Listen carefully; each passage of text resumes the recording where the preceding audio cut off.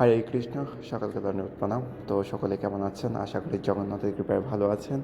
তো আজকে ইসকন অনন্ত আনন্দ দেশ কর্তৃক আয়োজিত হয়েছে নৌবিহার মহোৎসব।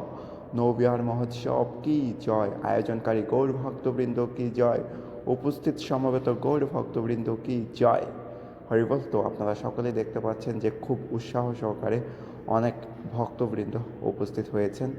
তো আপনারা দেখতে পাচ্ছেন যে ভগবানকে নৌকায় চড়ানো হচ্ছে। তো বিশেষভাবে ডিজাইন করা হয়েছে নৌকার এবং বিশেষভাবে সাজানো হয়েছে এই পুরো অনুষ্ঠানটিকে। তো আপনারা দেখতে পাচ্ছেন ভগবানকে পুষ্প নিবেদন করা হচ্ছে। তো এইভাবে সকলেই, ছোট বড় সকলেই ভগবানকে নৌকায় চড়ানোর সুযোগ পেয়েছেন। তো আপনারা সকলেই জানেন শাস্ত্রে একটি শ্লোক রয়েছে। তো সেই শ্লোকটি হচ্ছে, দোলেছ দোল গোবিন্দ, চাপেছ মধুসূদন, রথেছ বামনম দৃষ্ট, পুনর্জন্ম ন বিদ্যতে। অর্থাৎ কেউ যদি ভগবানকে দোলনায় দর্শন করেন এবং কেউ যদি ভগবানকে নৌবিহারকালে দর্শন করেন এবং কেউ যদি রথযাত্রায় ভগবানকে দর্শন করেন, তাহলে তারা পুনর্জন্ম হয় না।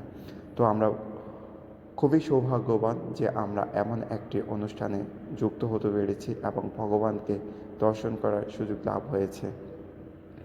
তো আপনারা বিশেষভাবে দেখবেন যে এই অনুষ্ঠানটিতে সকল ভক্তবৃন্দ, প্রভুজি মাতাজি সকলেই খুব হাসি মুখে ভগবানকে নৌকায় চড়াচ্ছেন।